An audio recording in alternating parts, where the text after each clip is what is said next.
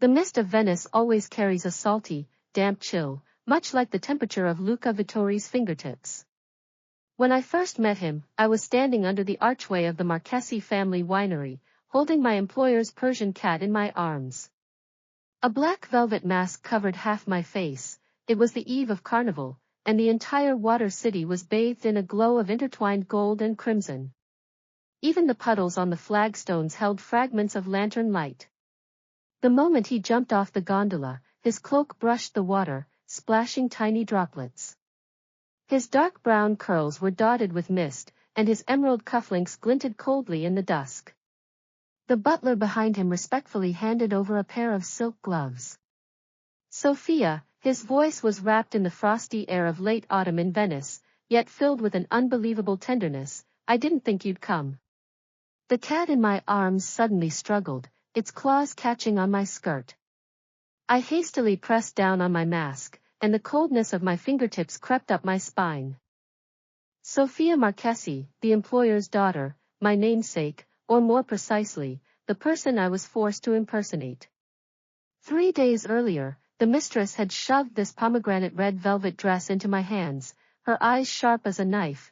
"Elena, as long as you pretend to be Sophia during Carnival, the Vittori family's cooperation won't fall through. I'll cover all your brother's medical bills." The hospital room where my brother lay was still bathed in pale white light, and the beeping of the dialysis machine sounded like a death knell. When I nodded, clutching the skirt, my nails dug into my palm. I knew where Sophia was, hiding in a villa in Florence with her lover, completely unaware of her family's crisis. And I, Elena Rossi, an orphan whose parents had passed away, had become a temporary stand-in for this business marriage. "I'm sorry, Mr. Vittori," I mimicked Sophia's usual tone, deliberately raising the pitch of my voice at the end. I was delayed by a mask stall on the way. I dared not look up, fearing he might notice the teardrop mole at the corner of my eye, so different from Sophia's, and even more afraid he might spot the edge of the rough linen undershirt peeking out from my collar, the only dignity I had left. But he smiled, reaching out to tuck the strands of hair the wind had ruffled behind my ear. The pad of his finger brushed my earlobe, carrying the scent of leather and cedar. "It doesn't matter, as long as you're here." He held out a velvet box, inside which lay a moonstone brooch. "I bought this at an auction in Rome last year. I think it belongs to you." The moonstone glowed with an iridescent sheen in the dusk, much like the tides I'd seen as a child by the sea in my hometown. I instinctively wanted to refuse, but he gently pressed my hand down. "Put it on," his gaze fixed on my face with a kind of devout attention. "Sophia, we'll be engaged soon." Engaged. Those two words stabbed into my heart like an icicle. I stared down at the brooch, suddenly recalling the mistress's warning, "Don't covet what doesn't belong to you, Elena. Your status isn't worthy of such fantasies." But Luca's gaze was so sincere. When he looked at me, it was as if I were Venice's most precious gondola, every grain of its wood worthy of care. Over the next month, I became Sophia. Every morning, the butler would deliver custom-made dresses and jewelry. In the afternoon, Luca would take me gondola riding through the waterways, telling me how the pigeons in St. Mark's Square could distinguish tourists, and about the ancient nautical charts his grandfather had collected. In the evening, we'd sit on the winery's terrace, watching the sunset dye the Adriatic Sea molten gold. He'd pour me the richest Chianti, listening as I awkwardly made up stories of Sophia's childhood, tales I'd actually heard from the old servants at the winery. He never doubted me. Or rather, he refused to. Once, I accidentally slipped into the dialect of my hometown. He just laughed and ruffled my hair. "It's lovely, even your hometown accent sounds beautiful." In that moment, sitting beside him and looking into the starlight in his eyes, I suddenly wished this lie could last forever, even if I had to remain Sophia's shadow for all time. The engagement party was to be held at a century-old hotel beside St. Mark's Basilica. The invitation bore both our names, though mine was preceded by the surname Marchesi. The night before the party, Luca took me to see the wedding house he'd prepared, beneath Venice's tallest bell tower, where the floor-to-ceiling windows framed a view of the entire city's lights. "Elena," he suddenly said, "not Sophia." My whole body tensed, and the champagne flute in my hand nearly slipped. He turned around, his eyes filled with a seriousness I'd never seen before. "I know it's you." My blood ran cold instantly. I opened my mouth, but no sound came out. Details I'd deliberately ignored flooded back: how he'd always listened intently when I spoke of the sea in my hometown, how the brooch he'd given me resembled the old necklace my mother had left me, how he'd even remembered the name of the cat I'd been holding the first time we met. "I've known since carnival night." He walked over and gently took my hand. "Sophia would never stand in the cold holding a cat, never blush at the sight of a brooch, and certainly never light up when talking about grapevines." His fingertip brushed the teardrop mole at my eye. This is what I noticed first. I finally burst into tears, my tears falling onto the back of his hand. "Why didn't you expose me?" I choked out. "I'm a liar. I tricked your feelings, tricked your family." "Because I was afraid." His voice was hoarse too, "afraid that if I exposed you, you'd disappear." "Elena, I never loved the Marchese heiress. I loved the girl standing under the archway with a cat, her eyes as pure as moonlight." He pulled a ring from his pocket, not a diamond, but a plain band with a sapphire wrapped in silver wire. "I made this with my first paycheck, planning to give it to you when you were ready to tell me your real name." That night, we held each other beneath the bell tower until dawn. I thought the lie had finally been uncovered, and happiness was within reach. I even began to daydream: once my brother recovered, we could open a small cafe beside the winery, watching gondolas glide past our window every day. But I forgot, lies are like Venice's water: once they spread, they seep into every corner. On the day of the engagement party, Sophia suddenly returned. She wore a scarlet dress, arm in arm with her lover, appearing at the ballroom door, followed by the furious Mrs. Marchesi. "Luca, how dare you fraternize with a lowly maid?" Sophia's voice was shrill. "Do you know what you've ruined? The Vittori cooperation, the honor of both our families." All eyes turned to me, gazes that had once been envious and warm now turned to contempt and mockery.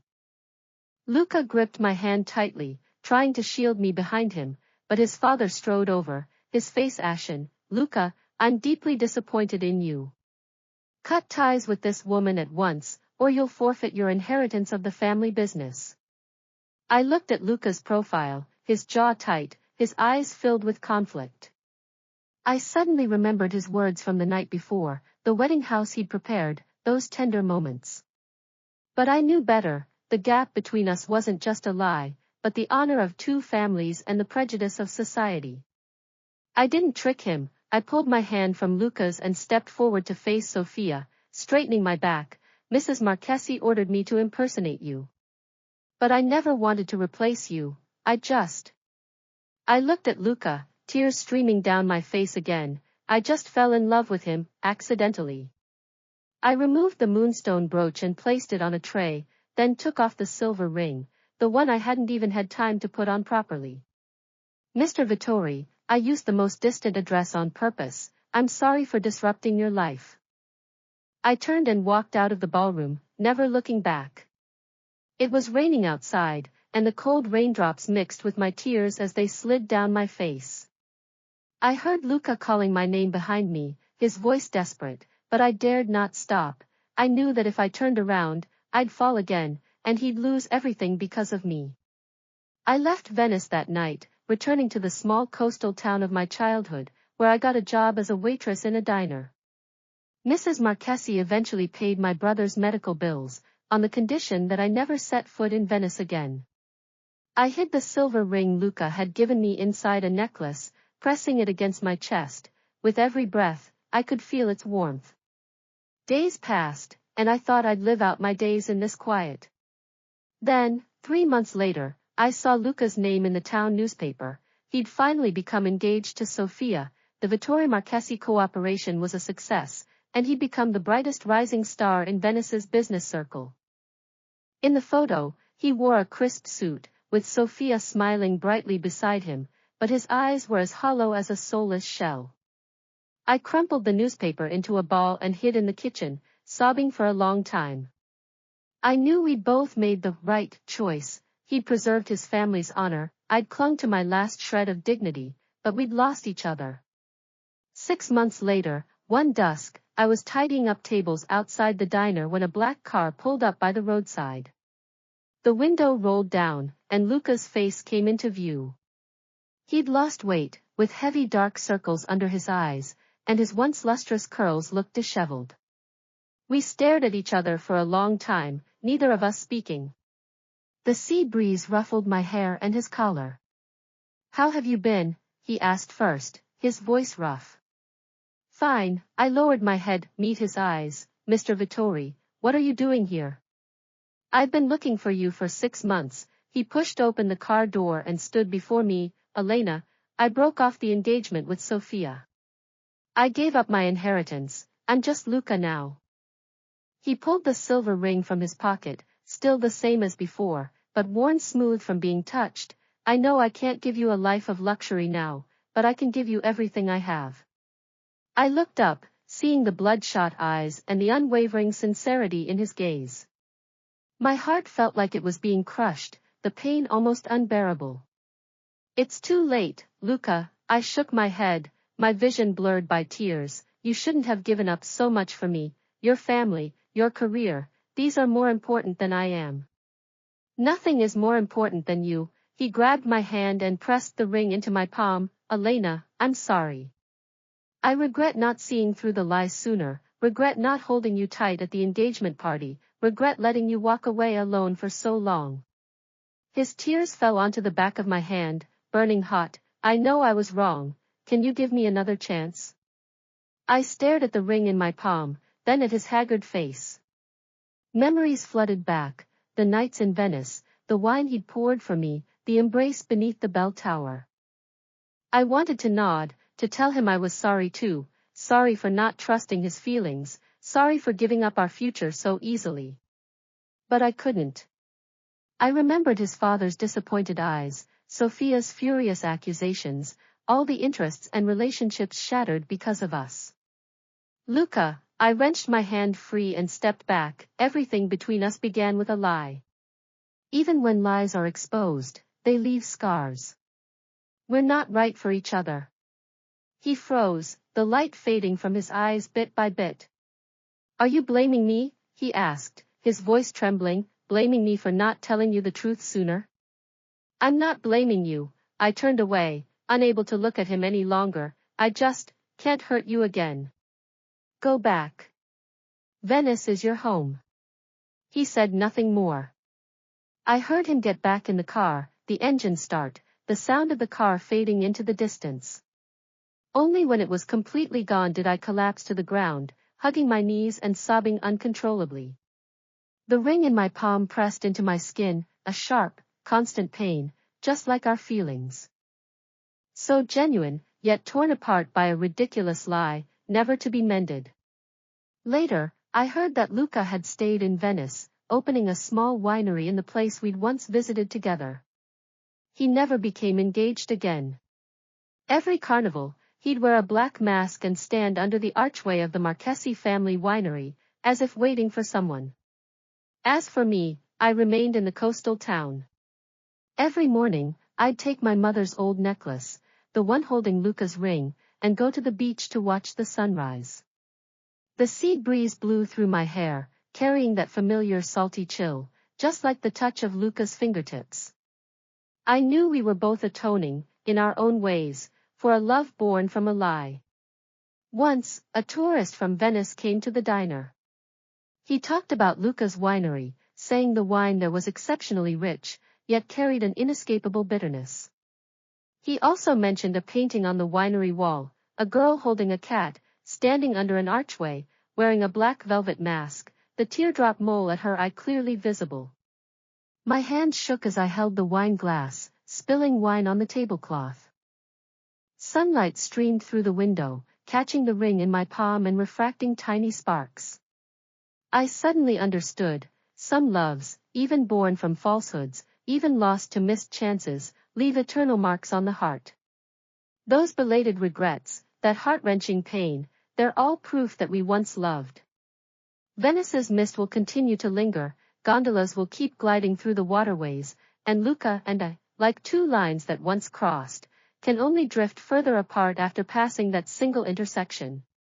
But on quiet nights, when I hear the sound of the waves, I always remember his words, Elena, I never loved the Marchese heiress. I loved the girl standing under the archway with a cat, her eyes as pure as moonlight. The moonlight is still the same as it was back then, but the girl holding the cat will never wait for her Mr. Vittori again.